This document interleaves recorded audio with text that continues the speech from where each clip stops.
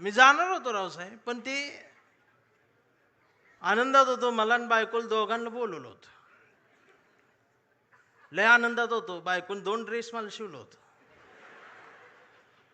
आणि ते काय केम्ब्रिजला बोलवलं होतं. ती बायको आमची युट्यूबला रोज केम्ब्रिज टाकून बघायची. ती मला दाखवायची, इथं चहा घेऊ, इथं कॉफी. म्हटलं तू लिहून ठेव, गेल्यावर करू. मी इतका आनंदात होतो, त्या कडूनची भांडणं लागली. कुणाची? अमेरिका, इस्रायल आणि ती इराण.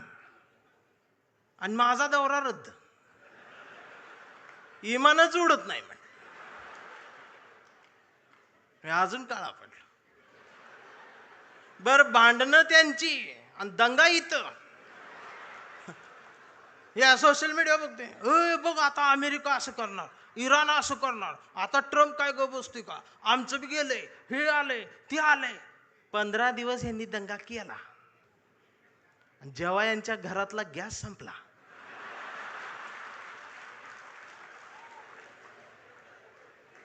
त्यावेळेला बीकॉम झालेली बायको पहिल्यांदाच चुलीजवळ आली. तिला काय चूल पेटना. मैंने युट्यूबवर चूल बघितली. त्या युट्यूबवर याला फुकणी गावली.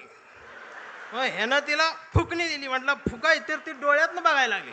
म्हटलं फुकायचं आहे. मग ती अशी फुकायला लागली, सगळा धूर गेला डोळ्यात. मग तिनं अशी फुकणी याला फेकून मारली. याचा गुडगा फुटला. आणि मग ही लंगडत लंगडत ती गॅसची टाकी घेऊन चौकात आला. चौकात 4 किलोमीटरची लाईन. मग दिवसभर उन्हात थांबलं. फुटाफुटान पुढं सरकत गेलं. संध्याकाळी 5 वाजता याचा नंबर आला. आणि ती पुढं नंबर आल्यावर संध्याकाळी ती काउंटरवरची मुलगी म्हटली, डीएसी नंबर असेल तरच या. 45 दिवसानंतर बुकिंग होईल, 60 दिवसांनी मिळेल. याच्या लक्षात आलं 60 दिवस गुडगा फुटणार. त्यानं असं डोळं झाकलं, गार वाऱ्याची झुळूक आली. मग यो म्हटला, जगाला युद्धाची नाही, बुद्धाची गरज. कधी चुलीत लाकडं गेल्या. अहो, आमचं उपमुख्यमंत्री शिंदे साहेब सुद्धा टीव्हीवर पहिल्यांदाच नाव घेतलं. कधीच नाव घेतलं नव्हतं बुद्धाचं. ते सुद्धा पत्रकार परिषदेत म्हटले, जगाला युद्धाची नाही, बुद्धाची. बायकोन मला बघितलं, म्हणलं हे काय म्हणतात. मी बघितलं तर ते खरंच म्हणत होते, बुद्धाची गरज आहे. मग मी डोकसं खाजवत म्हटलं, ह्यांच्या बी घरातला गॅस संपलेला आहे म्हणलं.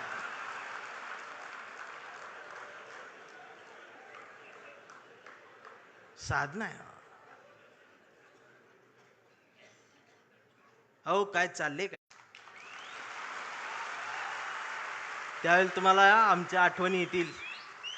खराचं प्रकरण ज्यावेळी टीव्हीवर आलं, महाराष्ट्र हादरला. त्यावेळेला महाराष्ट्राच्या मनात नाही तर अख्ख्या देशाच्या मनात एकच नाव आलं, डॉक्टर नरेंद्र दाभोळकर. खऱ्यापणाने लढणारी माणसं महाराष्ट्रात तेव्हाही होती, आजही आहेत, उद्याही असतील. आणि शिवसेना कायम खऱ्या माणसांसोबत मैदानात आहे. ती उद्याही राहणार आहे. ही संपणार नाही. फक्त माझी विनंती आहे, मला दिसते बरं का, मला काय भविष्य कळत नाही, पण मला दिसते की लवकरच तुम्ही बी सत्तेत आहे.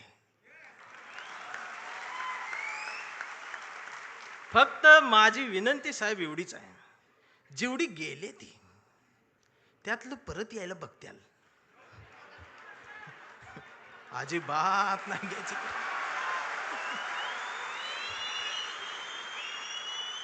पाया पडतेली येऊन. त्यांचं दुःख आहे हो, त्यांना तुम्ही शिव्या देऊ नका. मला माहित आहे, दररोज उद्घाटन करतात, दररोज सत्कार करतात, पण घरी गेल्यावर दार लावून रडतात. हे मग तर मलाच माहित आहे. दार लावून साहेबांचं नाव घेऊन रडतात. मी म्हणते त्यांना, मी येऊ खांदा द्यायला नको. मी काय भीत नाही, सत्तेला भीत नाही, पण मी एवढा आहे, मी माझी कविता घेऊन आलोय. पाखरांच्या चोची मधला घास व्हावी कविता, पहिला आणि शेवटचा श्वास व्हावी कविता, कोसळावेत थेंब भुईत मातीचा वास व्हावी कविता, उगवावा पिंपळ, एक प्रवास व्हावी कविता, त्याच पिंपळाच्या सावलीला मानवतेचे गीत गाणारी बुद्ध व्हावी कविता, मी करावे पाखरांच्या हवाली तिला, मग शुद्ध व्हावी कविता, हिंदूंच्या कंठामध्ये सलाम अलिकम सलाम व्हावी कविता, मुस्लिमांच्या भाळावरचा नाम व्हावी कविता, मंदिर मस्जिद बांधणाऱ्यांच्या कपाळाचा घाम व्हावी कविता, इंद्रायणीत तरलेला तुकाराम व्हावी कविता, आणि या देशाच्या मातीत विज्ञान पेरणारी अब्दुल कलाम ही व्हावी कविता. ही कविता प्रबोधनकार ठाकरेंच्या विचारांच्या वारसदारांकडूनच येऊ शकते. आमच्या लक्षात येत नाही. आम्ही कुणाजवळ जाऊन बसावं आणि कुठून उठून जावं, ह्याला ज्याला जमलं त्यालाच आयुष्य कळलं. जाणारच आहे ना एकदा तरी. काय राहणार आहे तुमचं? अख्ख्या महाराष्ट्राच्या मनावर राज्य करणारा, हृदयाच्या कप्प्यात बंद झालेला आमचा अजितदादा सारखा नेता अचानक गेलाच ना. काय नेलं सोबत? आणि दादा गेल्या दिवशी दुसऱ्या दिवशी कुटुंब शपथा घेत होतं पण मंत्रिपदाच्या. हा विनोद नाही, हा विनोद नाही, ही वेदना आहे. पर्याय नाही. काय राहते आमचं? आज कितीतरी अधिकारी भ्रष्टाचारात हे आहेत ते आहेत. समोर एखादं वंचित पिचलेलं येतं ना, त्याच्यासाठी कुणाचाच फोन येत नाही, त्याच्यासाठी कुणीच फोन करत नाही, त्याच्यासाठी कुणीच दबाव टाकत नाही. जर अधिकाऱ्यांनो तुम्ही फक्त त्याला बसवून पाणी प्यायला दिलं आणि कुणाचाच फोन न येतात जर त्याचं काम केलं ना, तर संध्याकाळी स्वाभिमानाची झोप लागते. याचा विसर पडला म्हणून बाळासाहेब ठाकरेंना कुंचला सोडून हे बोट उचलावं लागलं. प्रत्येक काळात बाळासाहेब कुठे येणार आहेत? त्यांचे विचार आहेत, आम्हाला ते घ्यायचं आहे. 40-50 वर्षापूर्वीचा जो शिवसैनिकाचा दरारा होता ना, तो दरारा पाहिजे मला परत मुंबईत आल्यावर. आवाज पाहिजे, त्याची नजर पाहिजे. छत्रपती शिवाजी महाराज, त्यांचं नाव घेऊन राजकारण. किती उंचीचा पुतळा, यावर तुमचं प्रेम. ती बी वाऱ्यान पडते आणि मग ती तुकडे होऊन पडतात आणि मग ही आमची लगेच रडते. महाराज, पुतळ्यात महाराजांना बघायची सवय लागली. हेच झालं ना आमच्या महापुरुषांच्या बाबतीत. अगदी 4-5 वर्षाસુધી महाराष्ट्रात सकाळ आली, शुभ शिव सकाळ, भगवा झेंडा आला असा. मी डोकसं खाजवत म्हटले, ही सकाळ कुठनं आली? म्हणजे आता महाराज येणार, उठा, आपली सकाळ झाली. मी कुणाला तरी चिडवण्यासाठी होती. मग दुसऱ्यानं बघितलं, ते म्हटलं त्यांची झाली, आपली कधी? हे म्हटलं कर आपली. मग निळा झेंडा, शिव भीम सकाळ, 11 वाजता. शिव सकाळ, भीम सकाळ, शिव सकाळ, भीम सकाळ. मग तिसरा एक जागा झाला, म्हटलं आमची घ्या, पिवळा झेंडा, शुभ लहू सकाळ. या सकाळ आल्या कारण महापुरुषांच्या पुतळ्याजवळ मेंढरांची गर्दी वाढली. ही पुतळ्याजवळ वाढलेली मेंढरांची गर्दी जोपर्यंत पुस्तकांजवळ, विचारांजवळ येणार नाही, तोपर्यंत ह्यांना काय कळणार आहे? रात्रीचे 1:30 वाजता आमदार शिव्या देते फोन करून त्या प्रकाशकाला. मी ऐकली, ती ऐकली. 8 मिनिटात 36 शिव्या आहेत. स्ट्राईक रेट काढला तर 400चा आहे.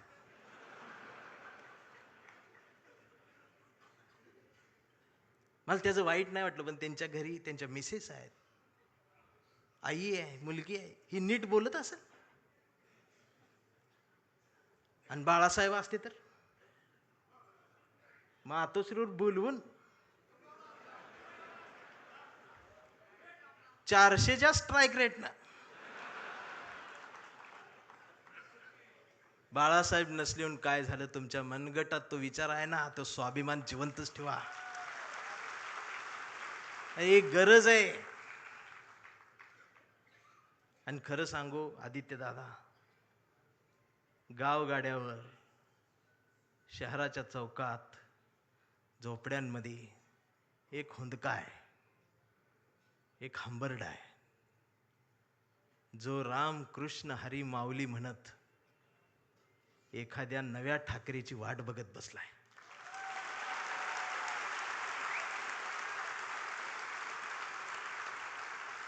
आणि ती पोकळी भरून काढण्याचं काम, भरीव काम आता तुम्ही करायला सुरुवात करावी. हा शिवसैनिकासोबत माझ्यातला भीमसैनिक सुद्धा तुमच्यासाठी मैदानात उतरणार. कुठपर्यंत आम्ही एकमेकांशी भांडत बसायचं? जर शिवाजीनगर मधून समतेचा आणि मैत्रीचा हात, जर माझ्यासाठी दोस्तीचा हात येत असेल, तर आंबेडकर नगर मधून माझा सुद्धा हात मैत्रीचा तुमच्यासाठी पुढे यायला पाहिजे.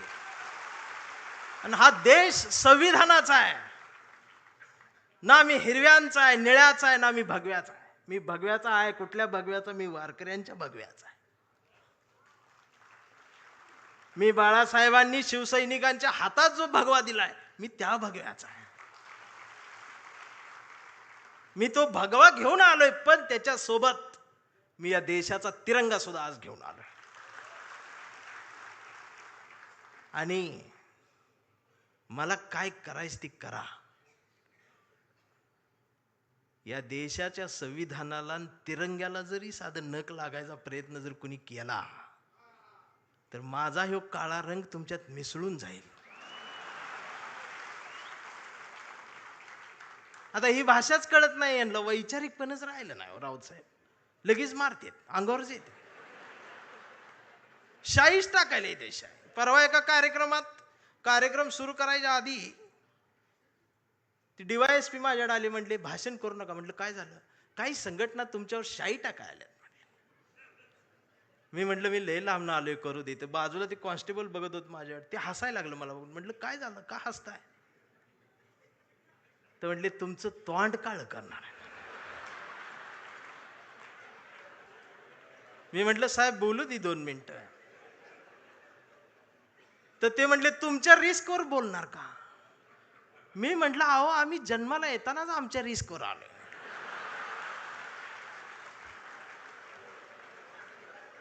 मी भाषणाची सुरुवात केली, म्हटलं जे कोणी शाई टाका आलेत त्यांना विनंती एवढी आहे, म्हटलं तुम्ही चुना आणा,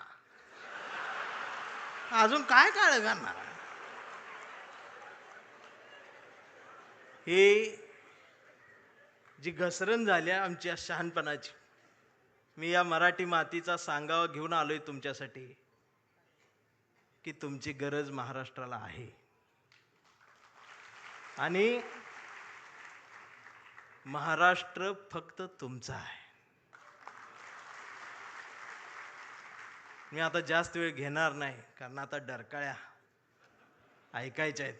मी कविता घेऊन थांबणार आहे. ज्या कवितेसाठी मला साहेबांनी बोलवले, त्या कवितेत तुडवा ऑपरेशन आहे. कविता आहे कांबळे. आता हा कांबळे कुठल्या एका जातीचा नाही, हा कांबळे भारतीय आहे, हा कांबळे मराठी आहे, हा कांबळे अस्मिता आहे, हा कांबळे स्वाभिमान आहे, हा कांबळे काय काय त्रास होत जातो त्याची कविता आहे.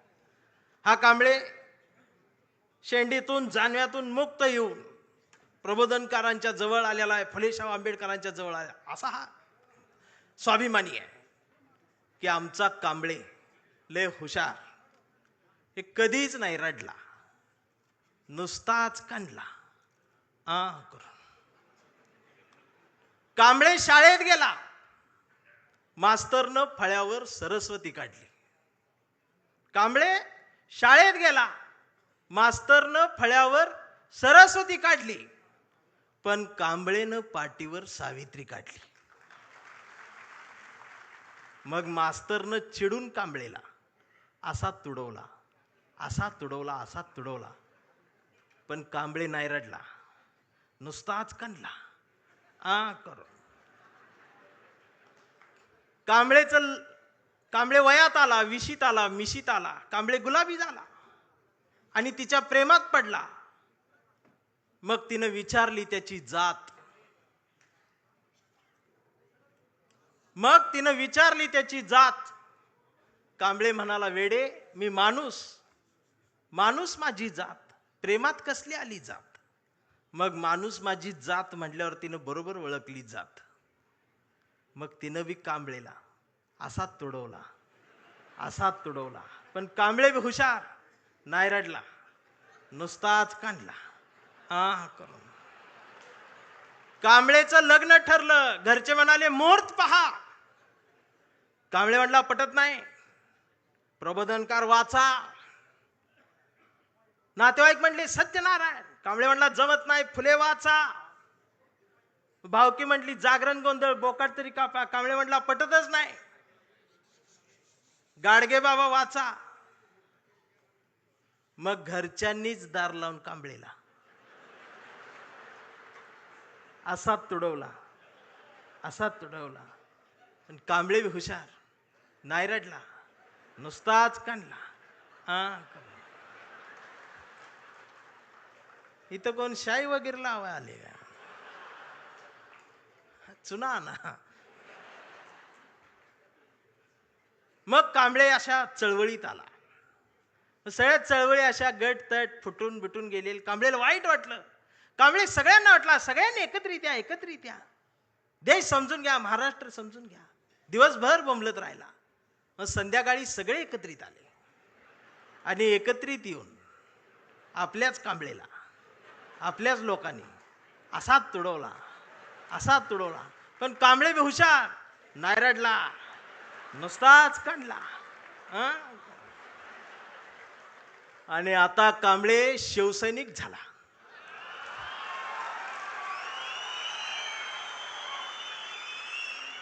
आता कांबळे शिवसैनिक झाला, शहाणा झाला, आमदार झाला, खासदार झाला, मंत्री झाला. मग त्याला फोडायसाठी सापळा रचला. त्याला बुलवून बुलवून घेतलं, कांबळे नाही गेला. तो ऐकत नाही म्हणून त्याला मग जेलमध्ये टाकला. तिथं सुद्धा ईडीनं त्याला असा तुडवला. पण कांबळे तिथं बी नाही रडला, नुसताच काढला. आणि असा भगवा फडकवत जेलमधनं बाहेर आला. अरे, महाराष्ट्राच्या इतिहासातला सुवर्ण अक्षरांनी, सोनेरी अक्षरांनी लिहिणारा जाणार तो इतिहास आहे. तो शिवसैनिक ज्या वेळेला न झुकता बाहेर आला ना, तो नाद नाही आमच्या रावसाहेबाला, नादच नाही. आता कांबळे वयस्कर झाला. त्याच्या परवा ते सोशल मीडियावर येडं झालेले. ते सोशल मीडियावर कोण आहे, निसर्ग चित्र येतं, त्याच्यावर लिहिलेलं असतं 70% डोळे बारीक करा. हे बारीक करतात आणि त्याच्यात येतं स्वामी दिसले, पाया पडते तो. 70% डोळे बारीक करून स्वामी बघणाऱ्यांची जमात वाढली साहेब. अजून 30% डोळे उघडे आहेत ना, ती सुद्धा पूर्ण बंद व्हायच्या आधी उघडा, नाहीतर खरात घरात घुसल. आणि असं बोलल्यावर मला मारती. परवा कांबळेच्या मुलानं मोबाईल बघत अर्धा डोळा बारीक करत कांबळेला विचारलं, डॅडा,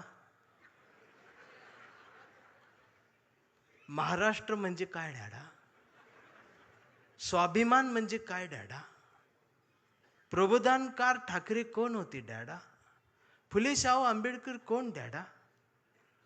आणि शिवाजी महाराज खरंच जन्माला आले होते डॅडा? आता मात्र कांबळे पेटला. अरार म्हटला, गावभर पेरलं आणि घरातच नाही उगवलं. म्हणून त्यानं दार लावून पोरालाच असा तुडवला, असा तुडवला. पण चिरंजीव कांबळे हुशार, तो पण नाही रडला, तो दोनदा काढला करून. मग याच्या लक्षात आलं, डीएनए मधनं ही डबल जात. विचार ही स्वाभिमानातनच द्यायला लागत असतात. आणि आता कांबळे वेडा झालाय. कांबळे वेड्यांच्या दवाखान्यात आहे. व्यवस्थेने त्याला वेडा ठरवलंय. कांबळे वेड्यासारखं स्वाभिमान म्हणतो, कांबळे वेड्यासारखं निष्ठा म्हणतो, कांबळे वेड्यासारखं संघटन म्हणतो, कांबळे वेड्यासारखं मराठी म्हणतो, कांबळे वेड्यासारखं भारत म्हणतो, कांबळे वेड्यासारखं शिवराय ते भीमराय सांगतो. पण डॉक्टर सुद्धा कांबळेला श्वाक देऊन तुडवतायत. पण कांबळे नाही रडत, तो नुसताच कंथी करून. हा कांबळे जोपर्यंत जिवंत आहे तोपर्यंत शिवसेना जिवंत राहणार आहे. हा कांबळे जोपर्यंत जिवंत आहे तोपर्यंत बाळासाहेब ठाकरे, फुले, शाहू आंबेडकरी, मराठी माती, मराठी माणूस जिवंत राहणार आहे. एवढाच सांगावा घेऊन आलो होतो. जागर राहावा, दिवसा बी जागर राहावा, रात्री बी जागर राहावा. आणि पुन्हा तो दरारा मला पाहिजे. आणि आदित्य दादा, माझ्या कवठेमंकाळच्या मातीचं तुम्हाला सांगणं आहे की आता तुम्ही या मैदानात, म्हणजे तुम्ही तसं मैदानात आहेच, या माय मराठी मातीत ब्रँड म्हटलं जातं ना, ब्रँड, त्या ब्रँडला म्हणते शिवसैनिक, ओरिजिनल शिवसैनिक. थांबताना एवढंच म्हणेन, आभारांचे भार कशाला, सत्तेचे हार कशाला, मनात एक घरट बांधूया या शिवसेनेचं, या शिवसेनेच्या घरट्याला दार कशाला, झुळझुळत्या या बाळासाहेबांच्या झऱ्याला आपल्याही स्वाभिमानाचं पाणी देत राहूया. मिनमिनत्या या मासाहेबांच्या हृदयाच्या दिव्याला आपल्याही जगण्याचा उजेड देत राहूया. आणि जोपर्यंत ठाकरे घराणं आमच्या मनाला साथ घालत राहील त्याला आयुष्यभर असाच प्रतिसाद देत राहूया. मी राऊत साहेबांच्या स्वाभिमानाला वंदन करतो. तुमच्या सर्व शिवसैनिकांना मनापासून जय महाराष्ट्र करतो. थांबताना हुंदका दाटून येतोय. एवढ्या मोठ्या स्टेजवर, एवढ्या मोठ्या प्रबोधन पीठावर मला उभं करण्याची संधी तुम्ही दिलीत. मी आभारी आहे. धन्यवाद.